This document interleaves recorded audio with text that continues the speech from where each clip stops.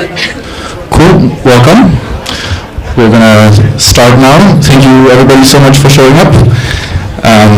Yeah, it's so nice that we can meet here outside of the islands with the Kuna crew. Of course you missed the island, but yeah, we deal with what we have now. So it's so nice here. Yeah, today is going to be a panel talk about a super important topic. It's going to be about the commodification of the music scene in Copenhagen. We want to discuss how the music scene is increasingly shaped by market logic, by corporate structures, how that affects the people that are involved in the scene, both people working in the scene but also the audience. We're going to talk about the current state of the scene initially, then see which kind of structures shape how the scene operates and the theory that is underlying them, and then lastly we also want to do a bit of a optimist outlook maybe to see how we can deal with it if there's alternative realities that we can shape ourselves to see if we can mitigate the effects of this commodification. Yeah, I'm Leo, I'm curating and moderating the talks here at Kuna, and I'm very happy to be here with incredible speakers that have kindly agreed to join. Oh, all good. So maybe we could all say a few words about yourself, what you do. Yeah. I'm starting. Yes, I'm Denise, and I am co-owning Panini, which is a nightclub here in Copenhagen. Yeah, and we do events every Friday and Saturday and beyond that. Yeah, do most of our bookings ourselves, but also work with a lot with external promoters and other collaborators that help us with bookings throughout the year. Yeah, we've had it for 3 years. And I'm involved in booking, but also a lot in like the community work around the club. Yeah. Yeah, my name is Mathias Schønberg. I'm an editor and a writer at a music magazine called Passive Aggressive that's celebrating its 15th birthday this year. And at Passive Aggressive we have been covering Kuna, and we've kind of like tried to describe and do long reads about music and music culture, often in relation to social and economical and political issues, but also just artistic critique.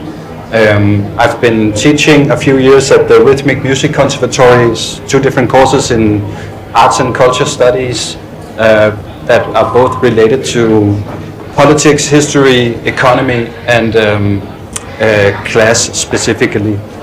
Yeah. Hello, my name is Sophie. I think in today's context I'm here both as a long-time raver person. Back in 2010, if any of you remember those times, used to run a Copenhagen underground magazine called Alice in Underland, which projected me onto a creative journey which led to a deep dark place called advertising and design, where I spent quite some years in the very corporate and classic industry, which I left 4 years ago to found what become the Creative Cooperative Public Service, which I run today together with 5 other people. And we only work with what we call non-destructive agendas. I think coming to this place is very much thanks to my life as well in the cultural scene. It was very hard to sell Louis Vuitton bags and also be an anarchist at the same time. Besides that, we also run an association called Questioning Creatives, where we facilitate and promote critical thinking in the creative industry, which is lacking, to say the least. So happy to be here as well as part of this conversation. Thank you. So we want to keep the topic very much tailored to Copenhagen. So I'd like to start by asking each of you about the current state of the scene, the music scene or the cultural sector in general in Copenhagen. What are some pressures that you can feel? What are some developments over the last few years that you have observed in each of your respective roles in the scene? Yeah, should I start? Yeah, so I think the scene is at a very, very interesting point right now because it's kind of becoming mainstream what we're doing, which is really good for a lot of things because we have more This device is not working to just share this one. No, they're not working. Okay. I'll take them. We can also share this one. Okay. So what I said is that I think it's at a very interesting point because we have a lot of abilities right now because the scene has grown a lot. The electronic scene has become mainstream in a lot of ways. We have a lot of venues now where you can go and explore different kinds of genres and culture and art. So I think we have a lot of opportunities, but we also we kind of lack some of the closeness and the intimacy that we used to have back in the day, where it was more like a DIY scene. But we can definitely also feel that there is more that people expect more of us. Like our audience is becoming more, like they're becoming more. I don't know what to call it. Like. Pick and choose, so like they don't just necessarily just like trust your club to do the best for you. Like they shop around more, so it pressures us to do better, which is good in some ways, but it also becomes harder to run a business and do more like risky and creative events to some extent, I would say. Yeah. So the question was how the Copenhagen scene has developed over the course of the last couple of years, or because I don't know, like I've been attending shows and raving, and I used to come a lot in the old Ungdomshuset when I was young, but that was like demolished, I think 17 years ago and evicted. So the span in which I'll be describing it is probably a little bit more long term, but what I've seen is that, of course, like any other European city, Copenhagen has become a tourist attraction. Rent has increased massively.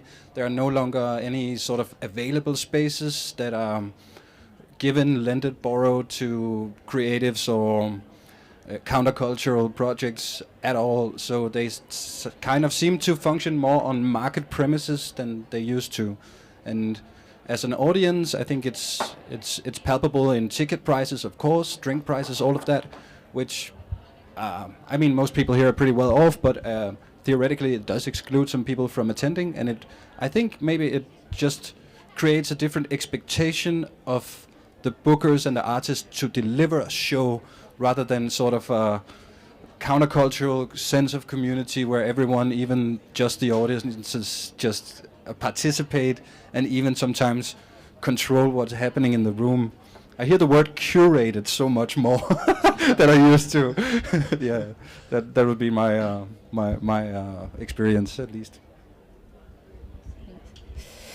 Yeah, like you, I think I also draw a bit on like 15 years ago when I used to facilitate parties as well. And what I see also is that, like, of course, this is like 15 years ago in Copenhagen, back when Copenhagen was still existing, and all those places where, you know, like, we hosted parties where the ticket price was like 40 kroners. And if you were a student, it was 20 kroners.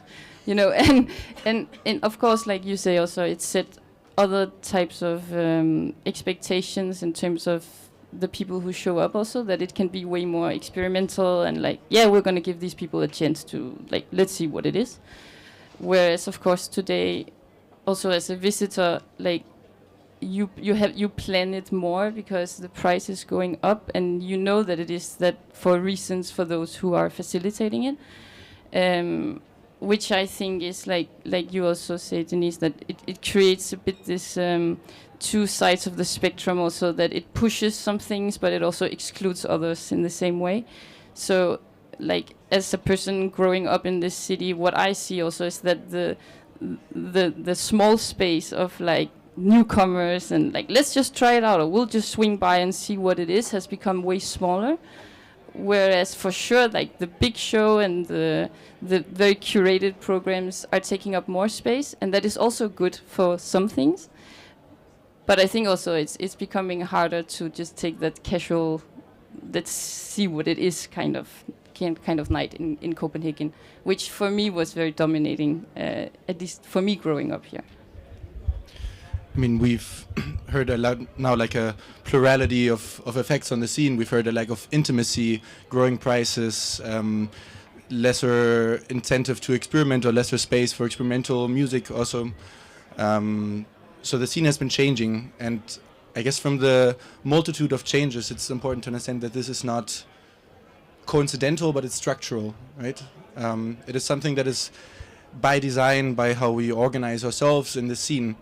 And this is not my idea, but this is something that was written already ages ago by philosophers of the Frankfurter School. The Frankfurter School was a social research institute in Frankfurt based on ideas of Western Marxism and Hegelian dialectic, and also Freud's psychoanalysis, and they discussed cultural trends in general. And there, already in 1944, Theodor Adorno wrote a chapter about the commodification of the cultural industry. Matthias, since we've spoken about this before and you've taught this, would you mind explaining these concepts a bit, and also discussing a bit if they can be applied today, what the facets of these theories are? Well, sure. I mean, the commodification of culture, the way of making culture into a product that can be consumed by and sold. I think in the Frankfurter School of Philosophy mid last century was probably sort of new, so the critique was that art lost its potential for enlightenment and creating original experiences, and instead turned into a product comparable to any other industrial product for consumption. But then I think later on, with like postmodernism and Andy Warhol incorporating that whole idea into his art with soup cans and all that stuff, it's not probably the most relevant line of theory anymore, but it does have the relevance that I think it helped in the middle of the last century create some sort of dichotomy, some sort of split between what was considered then lowbrow culture, consumable culture, pop culture, and high culture, that was very endurable and still kind of like informs our way of thinking about culture. I think in the Copenhagen scenes, if we're talking scenes, we may still replicate some of that line of thinking by talking about commercial culture and like more underground or DIY culture. But I don't think that the difference is that big anymore, because like with everything else, it is marketed and packaged for consumption. It's been kind of pre-corporated into capitalist logics. So I mean, in the 1960s, there were still alternatives to capitalism right around the corner. There isn't anymore at all. So the dichotomy is kind of obsolete by now, I think. Denise and Sophie, would you also agree or disagree with the feeling that the art and culture that you create in your daily life feels more like a product of consumption sometimes than it does then an artifact of beauty, or just for the sake of it? Or I think like I love social media in a lot of ways, but I think it's really putting a lot of the stuff that we put out into some boxes that we just have to like create our art for, and I also feel like it determines a lot of our decisions for us. I think it's a little bit odd, and it feels weird that like we're looking at how many followers do people have, or like how well are they like performing in a video set for us to use it in a promotional ad, and it needs to go fast for it to like to run in a specific way in like meta platforms and stuff. And I think it's so ambivalent that we are like running our like promotion of our events, and like that's what people should buy our product for. Does it make sense? Like I really think it gives me a very weird feeling that that's what I like construct my business around, and I feel like it's getting just like more and more, because online media pushes us to it, and I feel like also then the DJs and artists adapt to this style of communication, which just gets a little bit more shallow. I kind of miss the days where you just like listen to a SoundCloud set and without any visual and just like listen. And there's so much performance going on around you, and I feel like it's destroying some of the actual art that we're putting out in the music scene.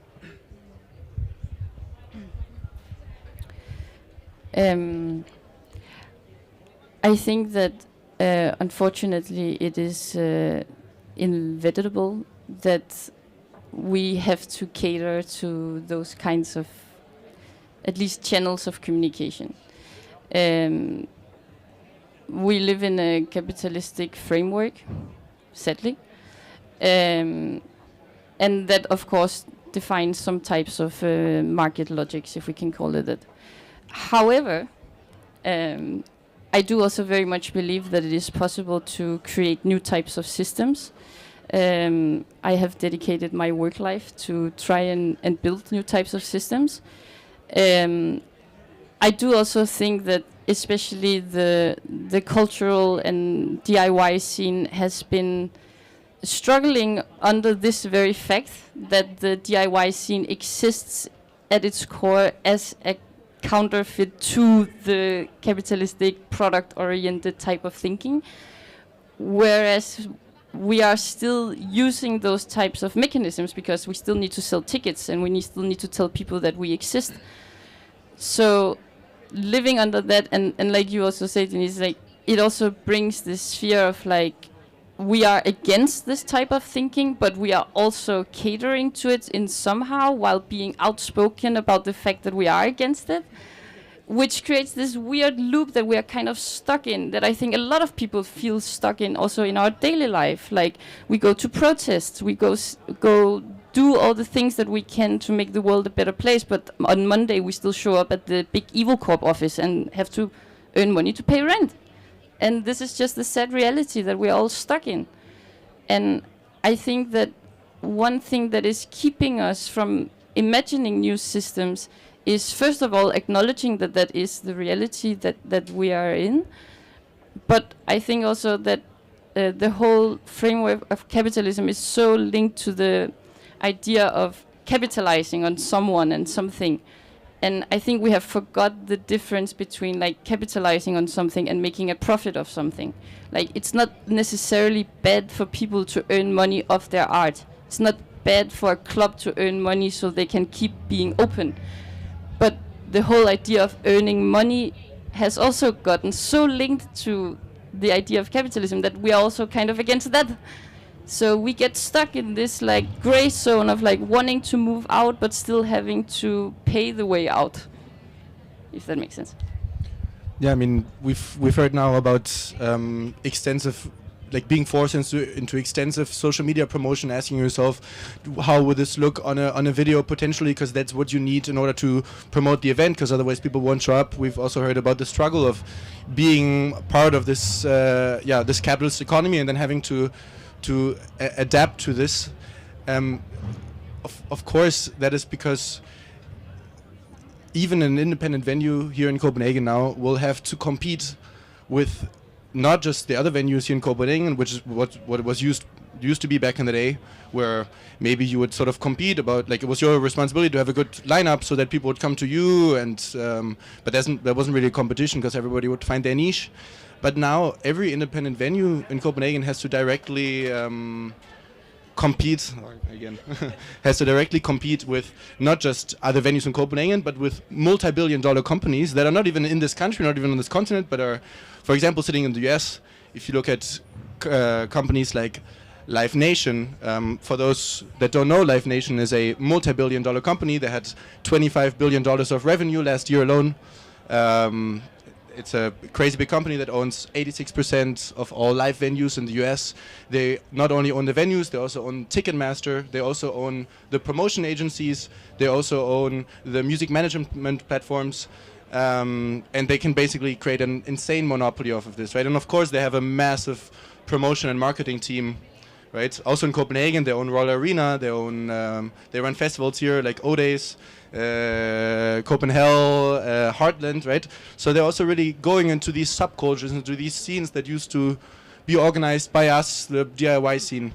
So now when you have big corporations like that coming into the spaces that we used to organize with the methods that we liked, what are some pressures that you can now feel from having to compete against these big companies in terms of booking, trying to outcompete the salaries they can pay? Yeah. I don't know if that directly answers the question, but I really thought a lot about it when we started collaborating with one of our promoter teams called Escapism, which is kind of like a new type of promoter for us. They're more commercial, but still like within our sound. But it's definitely like a higher budget bookings that they are making than what we would usually spend on a DJ or live act. But I can see that their approach to how they try to target their audiences and how they like have this like sense of urgency all the time around their ticket sales. Like they do like, I don't know, I think 20 different tiers of like the ticket price higher. It's just a little bit like plane tickets kind of. so they like kind of pressuring people to like get this like urgency, stressed out feeling for buying tickets, where I think like we usually just like depend on door sales and be like people will show up. So I really had to get used to this kind of mentality of like pushing people and like really putting a lot of money into marketing and like and I felt it was a little bit intrusive to me when like some of their ads showed up in my feed. Because they were like, I could really feel that they were handling the algorithms in a way where it was specifically targeting me, and I felt a little bit I don't know, I think it was a little bit uncomfortable. Now I got used to it, and I see the purpose of it, because they're actually hitting an audience that we would not be able to hit with just our channels or just like word of mouth. So they're definitely doing something right. But I think for a lot of people in my community, they really had to, and I also think some of them still doesn't really have, they don't really have accepted this way of communicating your event and this way of being a little bit more commercial about your ticket sales and the way you like talk your bookings up to being like this big star or something. I think like I've always had this mentality of like the headliner should not necessarily be made into a bigger deal than the local artists, even though they are more expensive. But for that type of event promoter, it definitely makes sense to make a big show out of the headliner. And I think for me as like a more like DIY party promoter, I struggle with that mentality. But I think it's coming more, and you can see like people like Gravity and stuff are doing the same kind of promotion in a super commercial way. So I feel like if we don't try to some way adapt to this way of communicating or like handling your audience and ticket sales, I think we will fall behind.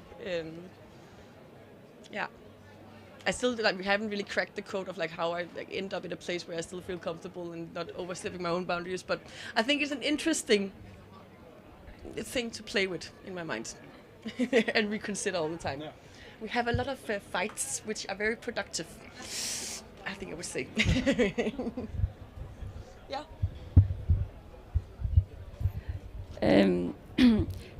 I think also to what you speak about, Denise, is again also this.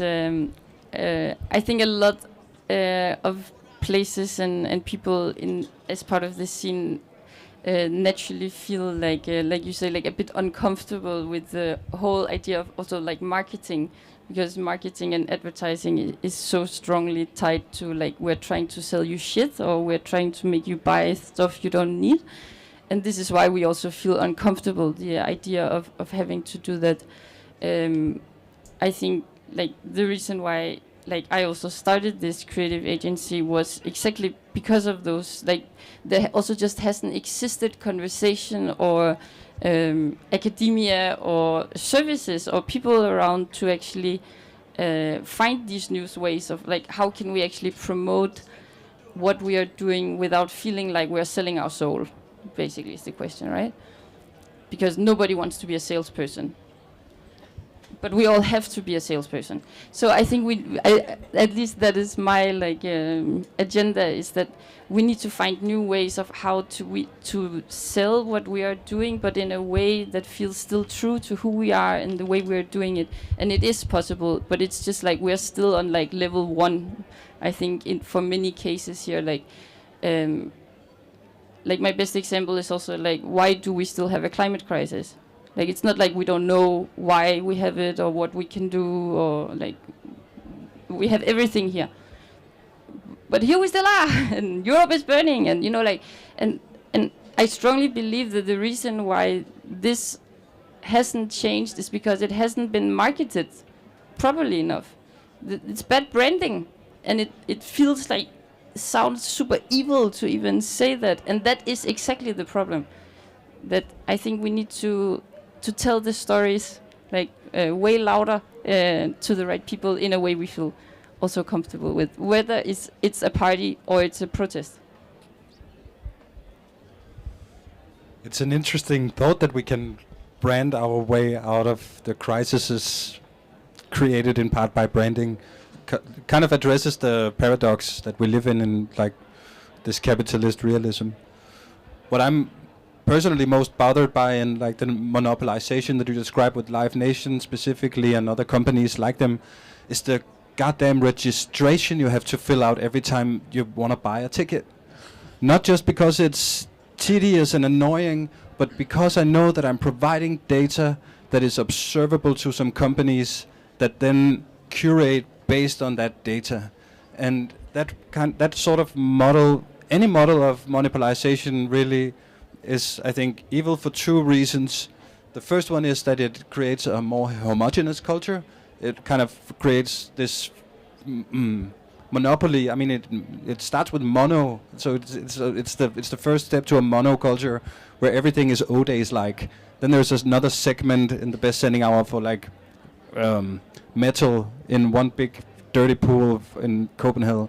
But it really not only monopolizes the market, but also kind of turns it into a monoculture. They've been successfully doing that in many other countries, but with Ticketmasters as their like main data center, I assume. But the other reason is that the money that we are paying for our tickets are going somewhere entirely different than back into the music circuit. We've seen that with Spotify, that surprised everyone apparently by just robbing the entire record industry over the span of very, very, very few years. Partly because everyone just agreed, well, that's just the reality now. That's where the music is. That's where we have to public our music, and that's where we have to consume our music. And the money is going everywhere else than back into music. Partly, like with Live Nation, into the arms industry, into genocides, into shit like that. So I'm just curious to figure out every single tiny action we as music consumers can do to resist paying those bastards for robbing the stuff we love and using the money in very, very harmful ways. So let's go there. Let's find out. Let's see if we can discuss the different options that we, as members of the nightlife or the music scene in general, both as producers and as audiences, what means do we have besides the revolution, maybe?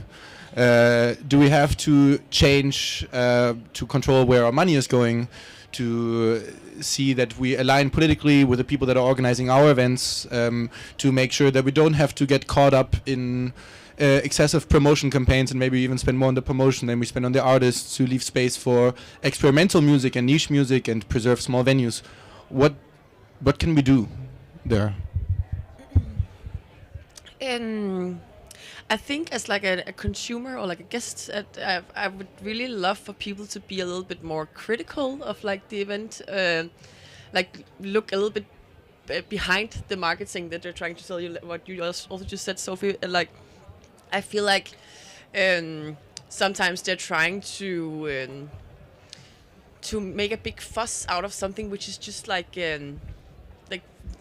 hot air. Like I saw like a like now I'm speaking about Gravity again, but like they said they marketed at an event about like an all-female techno party, and I was just like, there must be some audience that triggers that, like, this is bullshit. Like, why is this like a selling point? Can you just like market the music, and like doing weird like outfit posts or something like that? And I think like I really want people to get back to like the music part of it, and like forget all of that stuff to some extent. And then I really want people to also consider like who is behind the venues that they're supporting, and who is in the bar, and also like what values do they have. Like, there are of course some things as a venue that you cannot always change. Like, sometimes you have some vendor deals that are just like, yeah, you have to take the whole package. When we talk about like things involved with Israel and stuff. But I really, when I go out also abroad and locally, I really want to support places where I know that it's like the people owning it or the people running it are also the scene creators, that is not just like somebody on top or somebody like Live Nation sitting from behind and having no relation to the community that they're trying to create.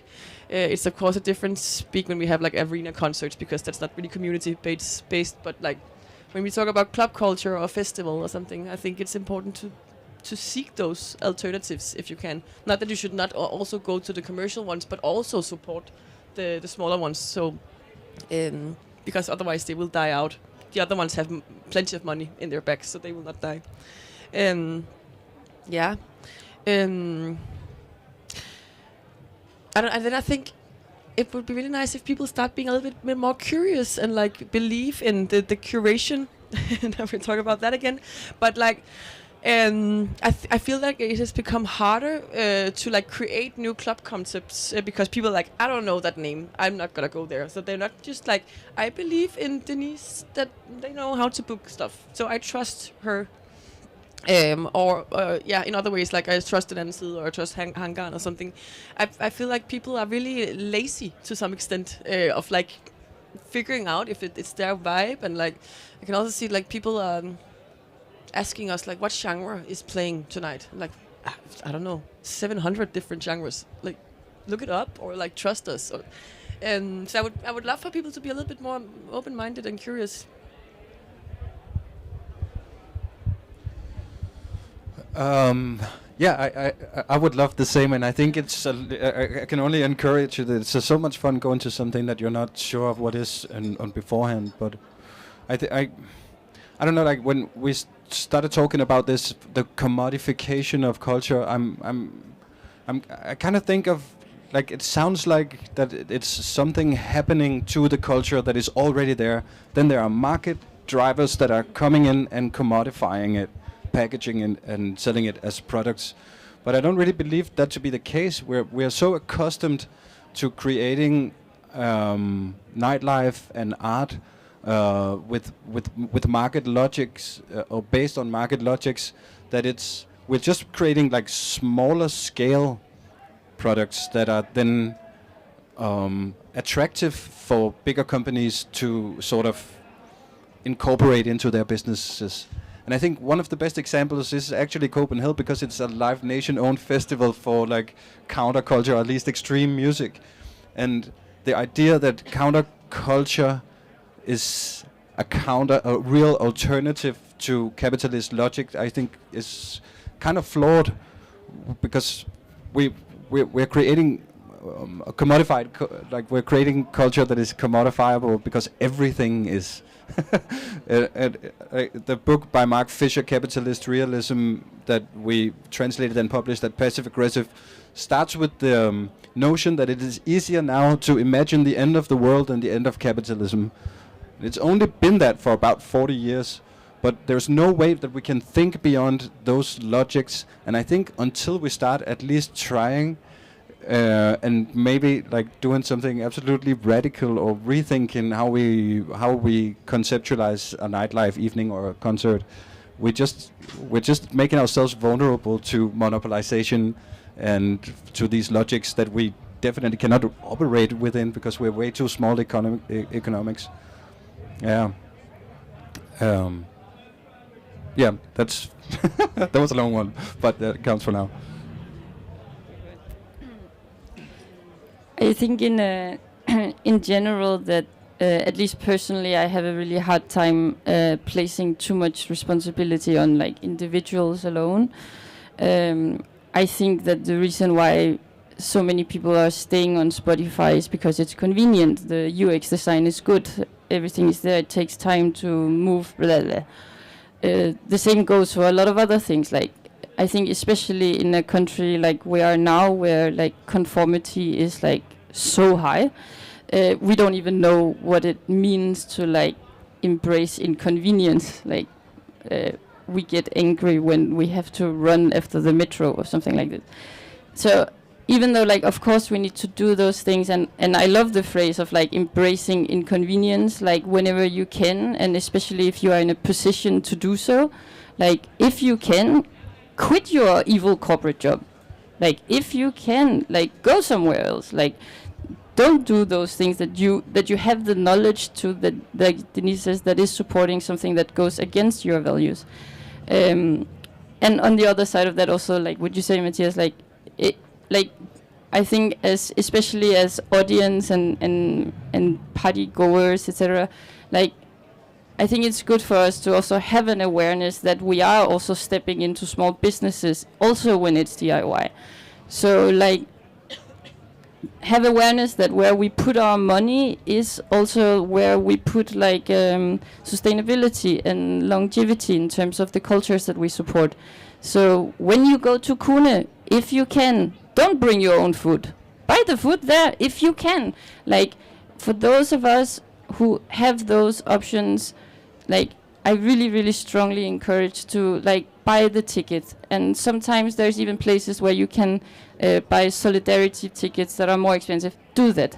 And like, because it does really mean something, especially like you also say, it's small economy. Like I really believe that for this scene to continue to exist, we also at one point need to have some kind of how do you say, we need to somehow also move away from this idea that everything has to be based off volunteerness, because it's not sustainable. And I'm not saying that this idea should not be able to exist at all anymore, but I think it's extremely dangerous to keep having a strategy that is based off people showing up voluntarily to give their time, because they have to pay rent too. And at least my bank won't accept good deeds. If you have a bank that does that, please let me know. But no, yeah. It's a favor. But yeah, put your money where your heart is. Yeah, can I add to that? It's also like I really often hear, and I think it's becoming more and more, when we try to do new things or like alternative things, like people are really like on social media and like personally to me like appreciating it, saying, oh, this is so nice, but they don't show up to the actual event.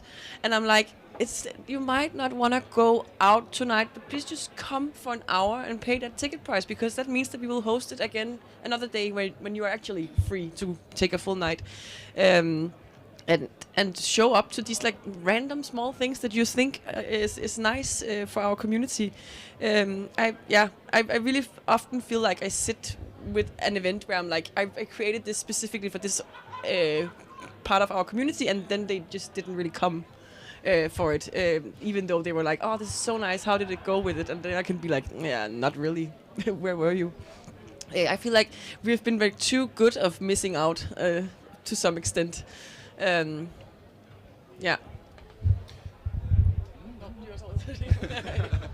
Yeah, I mean, I fully and wholeheartedly applaud the idea that we should be more conscious culture consumers and put our money the right places, and also the idea that artists and academics and talkers should be compensated for their work. But I don't think that it's like the idea of the conscious consumer as a mode of resistance, I think, was kind of proved not to be sufficient, at least. There's nothing wrong with it, it's just not sufficient in order to make any real change. I think we need to kind of form alliances bigger organization that challenge not just the aesthetics of capitalism or the aesthetics of normativity or whatever, but challenge the structures, as you said, because those are the foundational things. And in order to make any real challenge, we need to form bigger alliances than with just the people that share our aesthetics and value and belief systems. And I mean, that was the success of the last successful political movement, which was almost 150 years ago, with the unions that provided us with the rights and advantages and privileges that we have now, like vacation and maternity and paternity leave. Those are where we should look for our inspirations, probably not in just choosing the organic music over the non-organic. Yeah, and I just want to really applaud that, because I really fully agree that as visitors and as individuals, like, we can choose the recycled cardboard, but it's not going to really change the structural problem. But your question was to what can we do as visitors. I think as venues and as organizers, we definitely need to have a really hard look on how is the businesses structured, because we are still building like these traditional business models. We're still following the same recipe, which leads to the same results. You're also mentioning the unions. I'm a big advocate for the cooperative movement. I really have also sometimes wondered like why we don't see more cooperatives in this type of industry as well, where we also really re-question the idea of ownership, and like why isn't it that the scene owns like 100% of our own venues? Like, why is it Live Nation? Why is it big companies who doesn't really care about the history or the core of why it even exists? Like, I really think that we are, again, like I started saying, I think we are also very held back by the idea of like, oh, but even speaking about like business as a business models and structures is like terrifying, and who gives a shit about business models when what the reason why we are here is to create cultural movement. And I can really understand that, but I also strongly believe that for it to reach a sustainable place, we need to be able to link these two worlds way more. And really have a radical revolution when it comes to the work life in this industry as well as all other industries. So yeah, go cooperative. Yeah. I think it's really interesting, like from what you said there, that like we're just starting a new culture house now from the municipality side. It's like a test project throughout this half year. I don't think I mentioned that at the start, but I'm a board member of KFP, which is an association of all like club culture interested promoters and other people and crews in Copenhagen. And we got this opportunity to be like a pilot project of like how to make new cultural houses in the municipality, where we got this new place under Langebro, down on the inner by side, and it really gives us some opportunities, because like there's no rent and there's no electricity bill, like there's nothing. We just need to pay for the artist and what we use in the bar, but that's also sales. So like it really lowers the like entry level gatekeeping of doing an event. And you don't need to make a huge surplus to make it go around, compared to when you do an event at DAS, for instance. There is just like a rent that needs to be paid and some insurances and stuff. Like all of this is just taken care of by the municipality, and they have set aside also some activity funds that we can use as a buffer if the event fails terribly. And I think that's a really inspiring way to try to make space for culture in the city. We should of course also have like privately owned venues, but I really applaud the municipality for like trying to finally hear our wishes of like them giving us some space and some opportunities and some finances, so we can just make our art, and also to allow younger, more inexperienced people to make events where it doesn't have to be so corporate. And like now we could actually, when we were buying in for the bar, we could actually make some conscious choices about what products we would sell, because we didn't have to earn a lot of profit. We could just be, I don't only want this, because that goes into my like value and political framework, and that was just like such a nice experience compared to like running a more commercial venue that I do on site.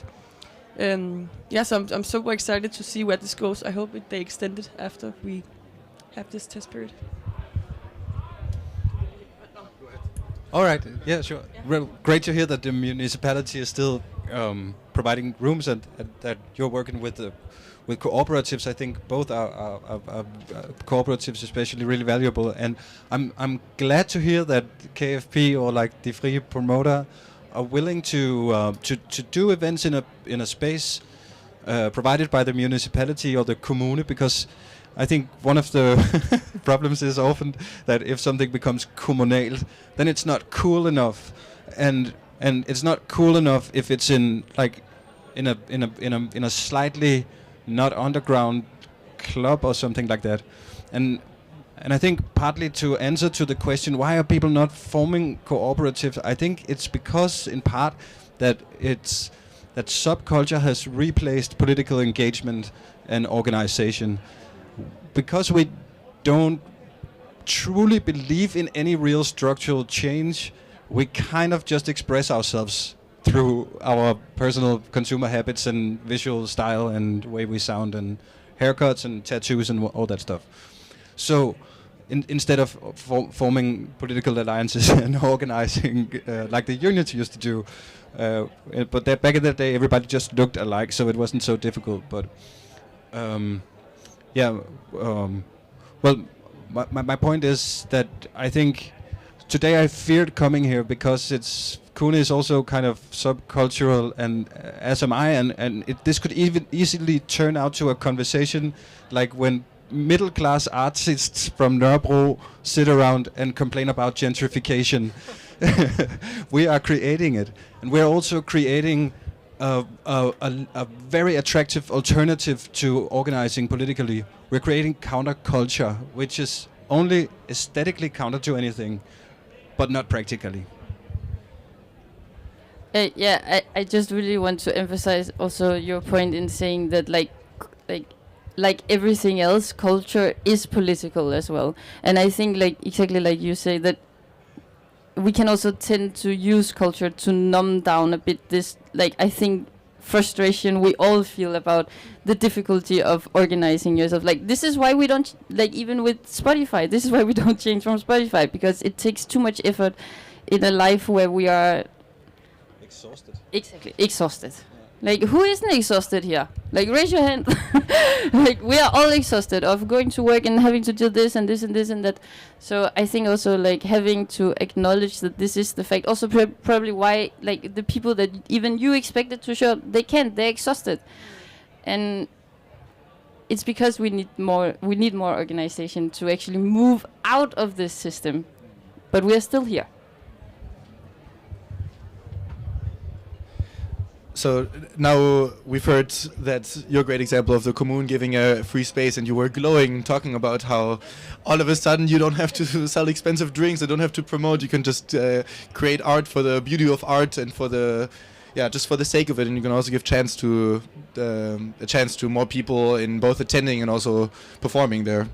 I want to ask very concretely, because maybe then we can share the sense of what maybe the scene needs to advocate for. If you had a wish list, I mean, you're active at KFP, right? If all of you had, I guess for you it's going to be co-op business structures, but if you all could implement one thing that would reform the scene in a constructive sense, you could also refer to examples of things that have been running really well but maybe not present anymore, or maybe something more free spaces from the commune. What would be one thing? And I would like to be brief, because then we could do a quick Q&A after. I think that's I think that we've been talking a lot about that in KFP for many years, but just thinking club culture into the city plan is really one of our big cases. And I know that there is a willingness politically to actually do it, so we just need to figure out a way for them to, I don't know, they need to have a very clear plan for them to execute it. But think it into the city planning and and both like sound wise and venue wise, when they need to close down old schools or whatever, like let us have some of it, or let us like build it together with you, or give us some funding to reconstruct it in a way so it fits club culture better than a garage or whatever it was before. I feel like the opportunity to create those kinds of cultural spaces or zones are just like they're right there. But they just don't really have a framework for doing it. Then it's too annoying for them, and they don't do it. So that I would love for them to implement that in the political sense. Yeah. Yeah, I absolutely second that. And maybe if someone has the ability to convince another billionaire or to give us houses like Absalon, that's the owner of Tiger Copenhagen that just like put up that for the public use. Because let's face it, political budgets are getting smaller and smaller, and I think we need to rely on private economies too to get those kinds of results. But my wish kind of goes to not just audiences but also promoters to, and I know it's it's a lot of pressure, but to take more kind of risks to do new formats that somehow messes with the consumer product relation between a club goer and a club night. I feel like people it's way too easy to hide in just a cool outfit in a club and dance and go back to your, what was it you called it? Evil corporate job. Like there's absolutely no commitment by any of us to club culture other than saying hi scat, and I mean, so kind of formats that centers the audience in a place where you need to be accountable and speak your mind and discuss with people, engage in discourse instead of just dance and do fun drugs and then go home and do something entirely different. And yes, I would say, of course, the cooperative movement needs to move into the cultural sphere as well. And in many ways, I think my big hope is to actually come back to like the true meaning of do it yourself.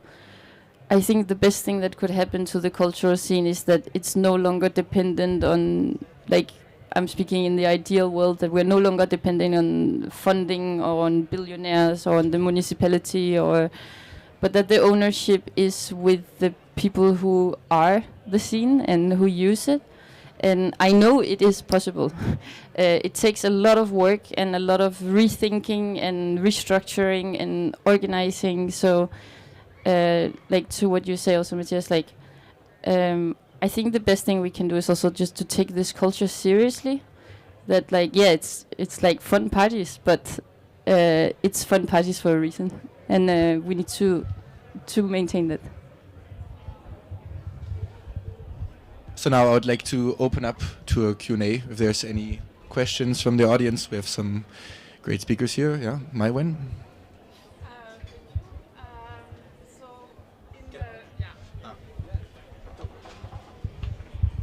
Hi. Sorry. Maybe extending a bit more on the not necessarily cooperative aspect, but more mutualization aspect. Is this something that I know, for example, in Quebec or like in Canada, they would do this between festivals? So mutualizing tech, mutualizing type of resources that either we spend too much money in renting. Is it a type of model that you thought about or that you see potential in the Copenhagen scene? I'm not sure I completely understand. Like lower rent venues that anyone can book. More like everything around. Like for example, you would have some piece of tech that you would rent for a performance, a live Yes. set, anything, and then that's something by renting this. Yeah. It would be like also very high cost. That it's just like a one-time cost.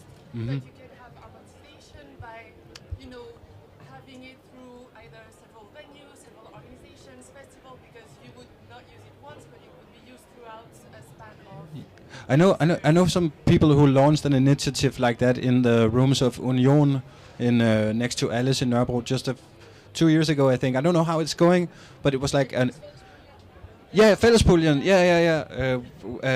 That they try to collect used equipment from clubs and theaters and whatnot, so that people could book that and use it for free for their cultural event.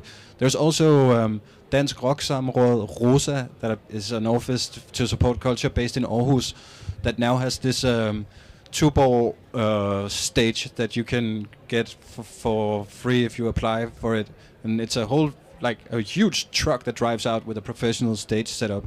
Frigjort Festival in Christiania is using it next week, so it's not available then. But there are definitely some plans that people can benefit from. And yes, I also strongly believe that, of course, this makes so much sense. For it to function in reality, it also means that you need to have a scene that doesn't feel like they're competing with each other to do so. And again, I think that can be a bit the obstacle between reaching such where we share more and have more alliances also between venues and different organizers. But of course, it's a good idea, and of course it should be possible. Today it's just like you also call it. It's called the Tuborg scene. So that's the where it is at this point. Not to romanticize the to those from Copenhagen that are familiar with the Ungdomshuset. It's now in Dortheavej, but it used to be in Jagtvej, just on the Nørrebro's Runddel, which was a squatted venue, not owned by anyone, that was illegally occupied for more than 20 years. And what I really loved about that place, there was a lot of things to hate about that place too, God knows, but what I loved about it was that different subcultures or kind of countercultures coexisted. One night it was a hardcore punk show, the other night it was a queer techno event, the next night it was a kind of dancehall reggaeton event, and I think we're much too siloed in different cultures that don't want to be associated too deeply with each other. And I would wish that even clubs like Den Anden Side, I know that you're introducing performance arts and there's different genres of electronic music going on, all that, but why not open it up and get even crazier? Risk money. Risk money. All right, good answer. I respect that.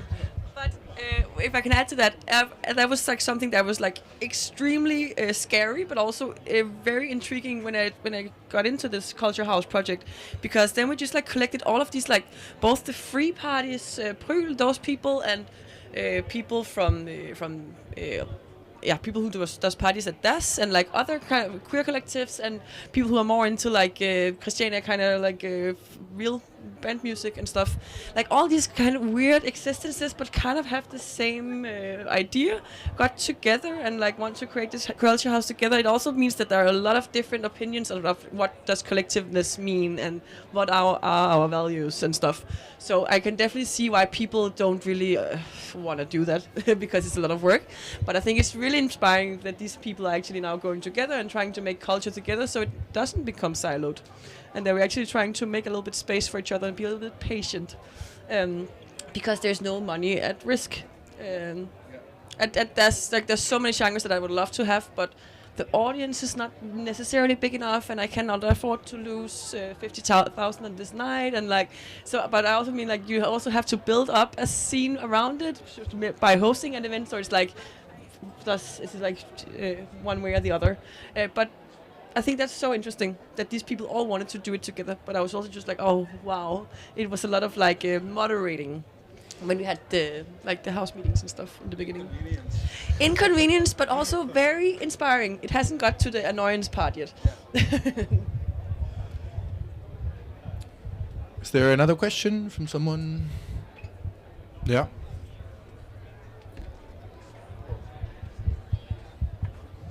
Hi.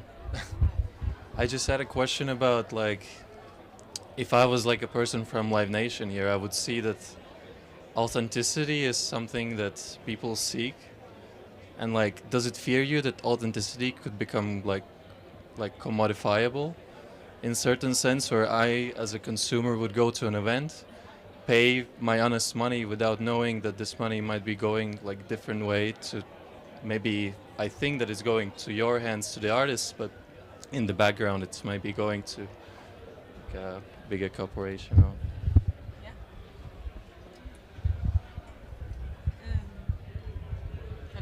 Yeah, I think authenticity more than most things is absolutely commodifiable, and it's being commodified the hell out of. As with community, that term is probably, you cannot buy a new pair of sneakers without being part of that community. And I think authenticity is so vulnerable to commodification, and one of the reasons for that is that it's not a real thing. It's a contingent sort of idea that we negotiate socially all the time, and something may be very authentic to someone's and inauthentic to others for different reasons. And I feel like that definitely to me things tend to lose authenticity when it seems that there's a motive to create a huge profit behind it. But to some, that's just an extremely that's something that they can engage with happily and see the success of an artist becoming huge and winning all the success and glamour.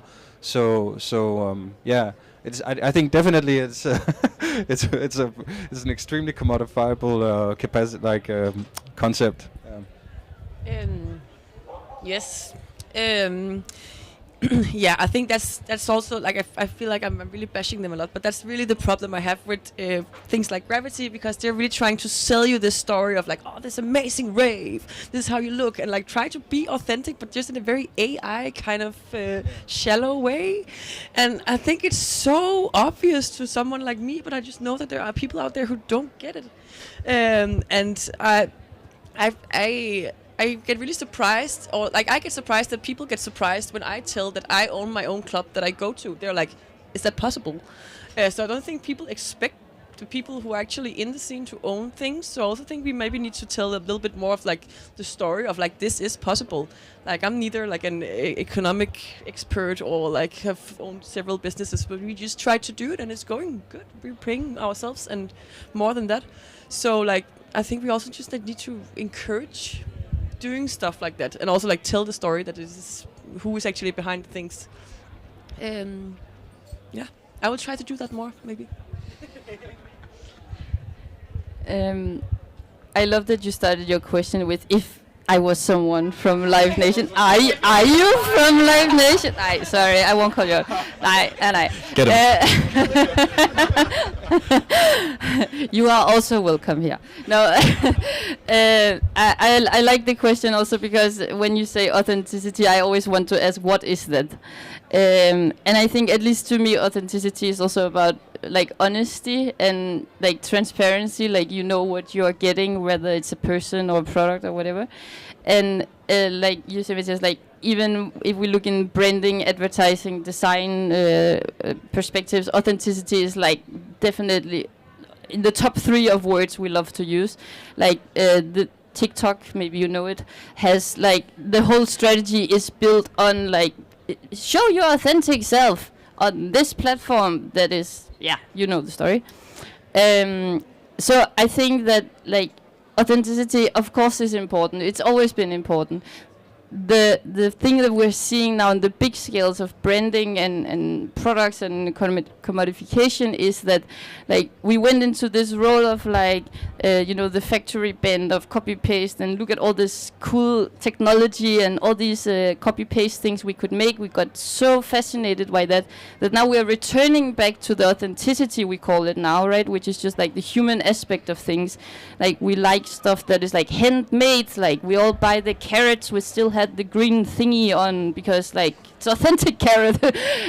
Actually it's way more expensive to handle and not good for a lot of things, but that's another story. So just to say that like we are buying into this lie and this story and this marketing strategies all the time, and I think we're just starting to see it way more also in this scene. But when we buy Nike shoes, we are buying into this like authenticity lie that like we are brand for people who, everyone has a body, is an athlete, like, yeah, but child labor and like stuff like this is still the backside of it. So I think we just start to feel those branding trends as well in this scene, and we still need to be extremely aware about that, because like Denise says, like it's even hard for people to believe that you can own your own club. Like, that's fucked up that we're in a place now that it's like, when I also say I work for only non-destructive agendas, like, can you pay rent? Like, it's back to the wonderful, scary quote that it's easier for us to imagine the end of the world than the end of capitalism, because we can't even imagine anymore that ownership is something that we can own, and by that also comes authenticity. Any more questions? Frau?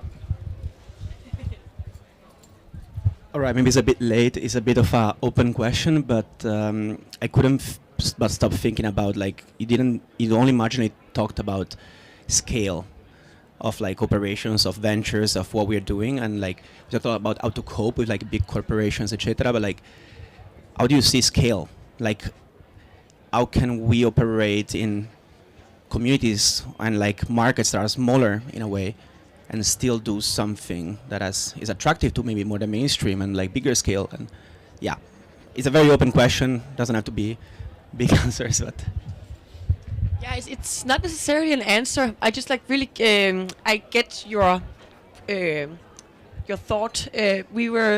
Last year we were like considering doing a 2,000 people event in Polen with Des and some other collaborators, and I really had a hard time. Like, how do I ensure the authenticity and the nerve of what we do in like the smaller scale, like 500 capacity as our club? Like, how do we scale it up and still ensure like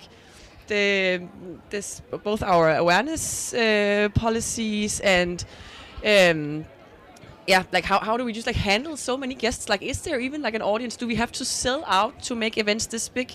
Because it's like a like kind of contradicting. You kind of want to book big artists, but for them to pay their rent or the hire of those, you need a bigger venue to sell more tickets. But then you also kind of washes out a little bit of the intimacy of it, and I didn't have the answer, and we actually also ended up not doing it because, like, not just because of that, but partly because of that, because I was really worried that it was not gonna be a brand or like a party that I could see myself in, or that I could actually promise my guests that this would be what I try to tell them, or like that I could not handle 2,000 people following my policy.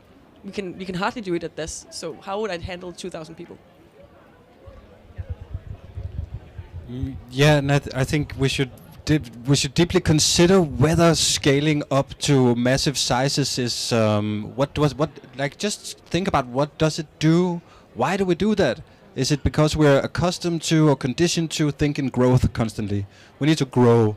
Why not find a plateau or a level that is fine?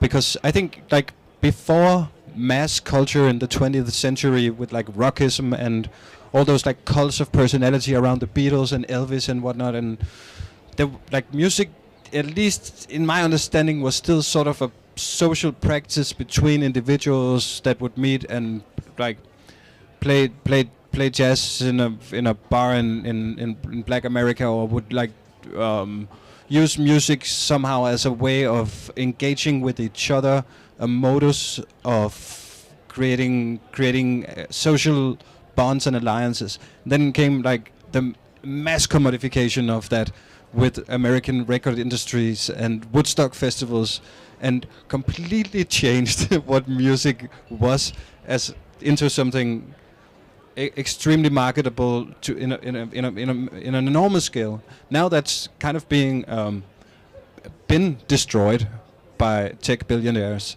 and that maybe opens a window of opportunity of rethinking music as a social praxis again, rather than a mass cultural phenomenon.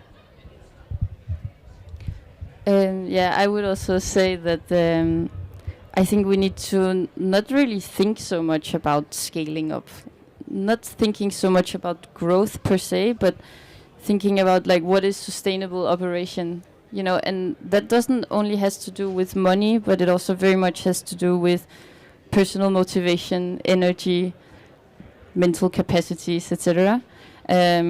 But it's also not weird that we think like that. Like you say, we are taught that since we learn math. Like one of the biggest like business awards you can get in Denmark is the, what is it called? Gazelle Prize.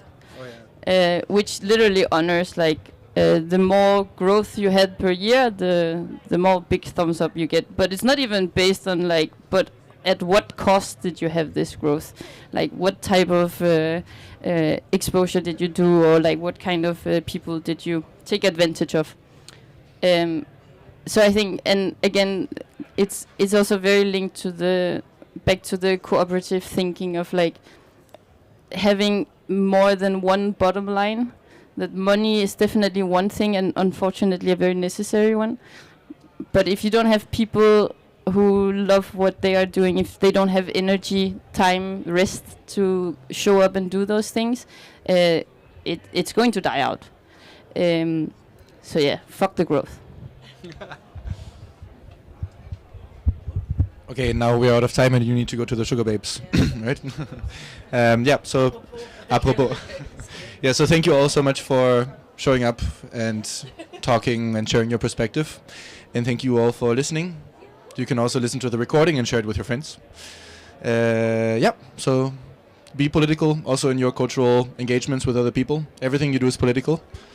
Yeah, thank you.